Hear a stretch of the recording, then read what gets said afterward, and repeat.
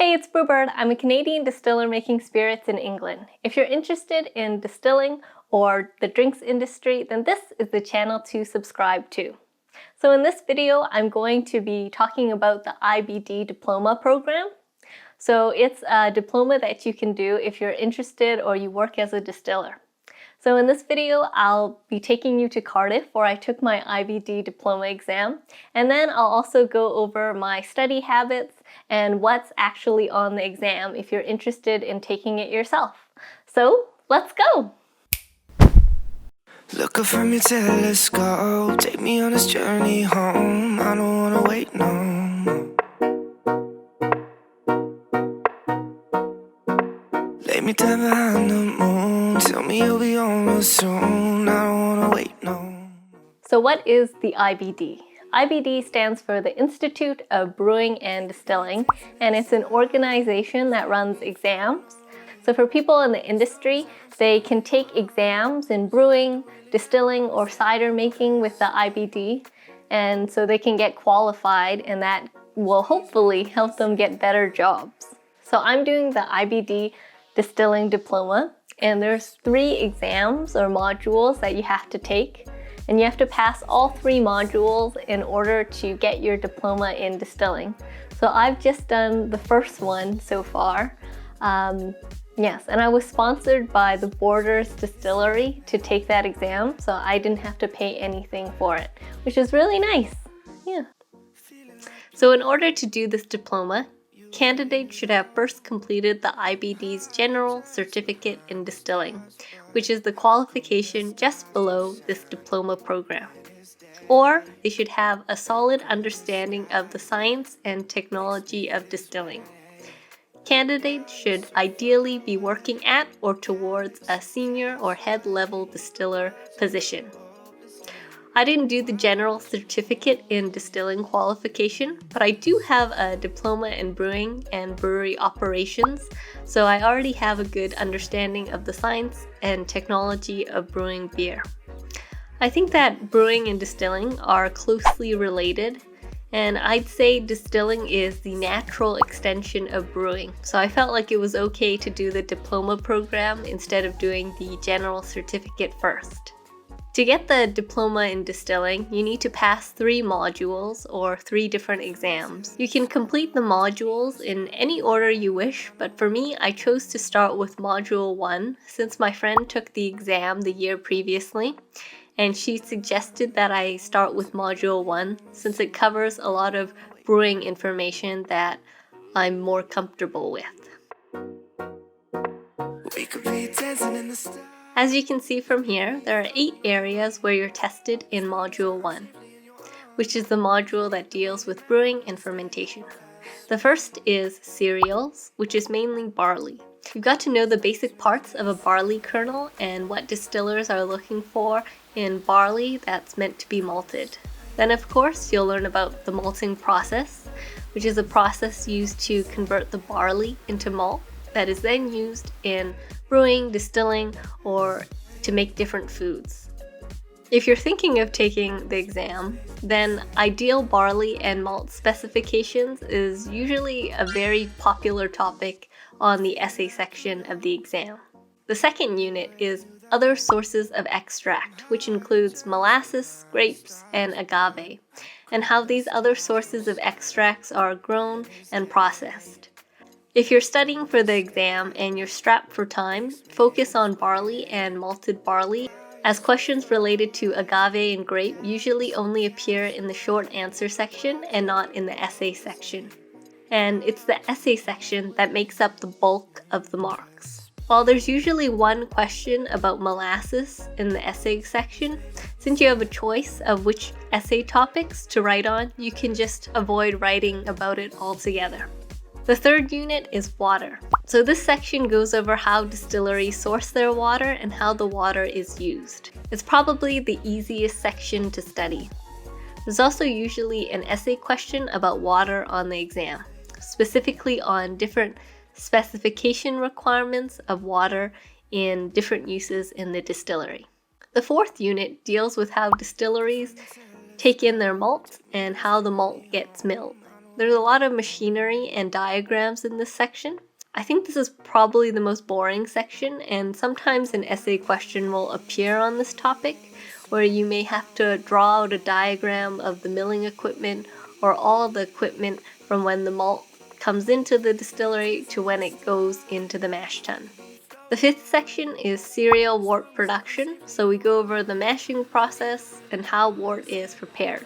The sixth unit is non-cereal wort production, so it's related to Unit 2 in that we revisit molasses, grape, and agave and how they're used to distill spirits such as rum, brandy, and tequila. Again, if you're strapped for time when studying, I'd focus all my energy on barley and malt.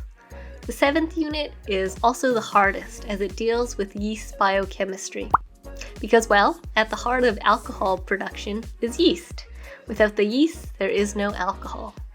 Yeast is the single most important element in the production of beer, wine, cider, and spirits. With that in mind, it's no wonder there's so much to learn about it.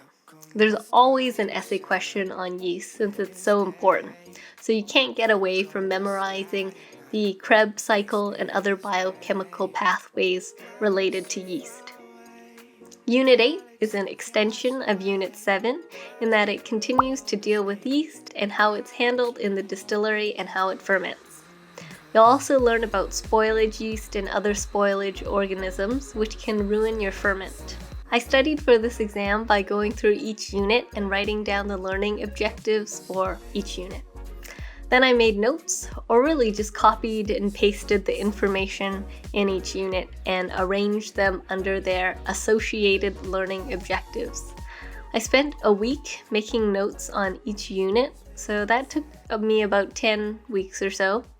And then I went back and answered all the questions and tests that accompany each unit to see what I needed to work on. That took about another 10 weeks. After that, I went and tried to memorize important tables, diagrams, and pictures that I might need to reproduce on exam day. Leading up to the exam, I just kept going back to my notes and reading them, and then did some of the past exams. On this online portal, you can find 3 of the most recent exam papers, minus the short answer sections, and it shows you the essay questions and what they're looking for. You can also find the statistics on the number of people who took the exam in a given year and how many people passed, which I think is very useful information to have. My distilling exam was held in Cardiff on September 8th, so I took the opportunity to go a few days earlier so I could explore the city. Here's Cardiff Bay, and this red building is one of Wales' most familiar landmarks. It's called the Purehead Building and is a Welsh history museum and exhibition centre. When it's day, how come the sky at night makes me this way? Why you so far away? Here I'm eating Welsh cakes, which are kind of like a cross between a pancake and a scone. Then I went inside Cardiff Castle, and I was surprised that it was free to go inside and have a snoop around.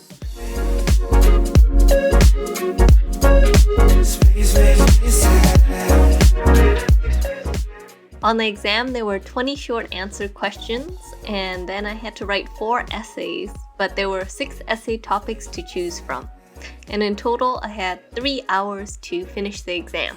Going into the exam, I didn't even know what the passing grade was.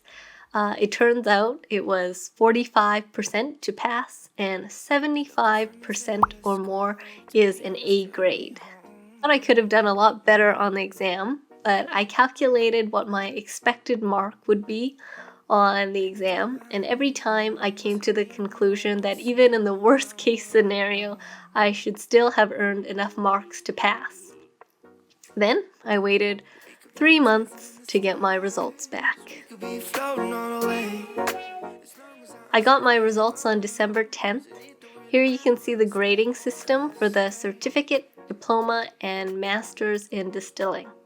I definitely should have spent a lot more time memorizing the different calculations and practicing how to calculate germination, energy, and water sensitivity. I was pretty mad at myself for not being able to do the calculation questions because my friend specifically mentioned that they would be on the exam. But when I was sitting there, I just sort of panicked and couldn't remember the equations, and so I left a lot of marks on the table. Next time I'll prioritize learning the calculations first, so during the exam I can automatically do the calculations rather than drawing a blank.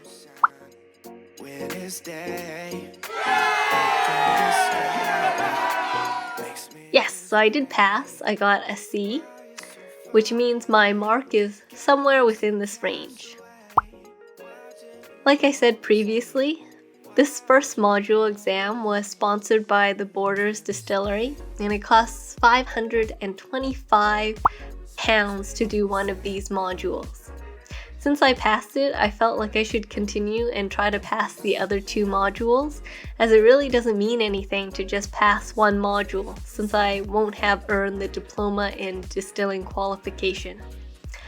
I've already signed up for Module 2, which deals more with the actual distillation of spirits. Wait, no more. We could be dancing in the stars. We could be floating. Well, I hope you enjoyed listening to me talk about my experience with the IBD Distilling Diploma exam. If anyone is going to be taking the exam in 2021, let me know in the comments down below. In the meantime, please support the channel by giving this video a thumbs up and hit the subscribe button below. This is Brewbird, sending good vibes your way. I'll see you next time. We could be dancing in the stars. We could be floating on away. As long as I'm safely in your arms, and it don't really matter where we stay. 'Cause space makes me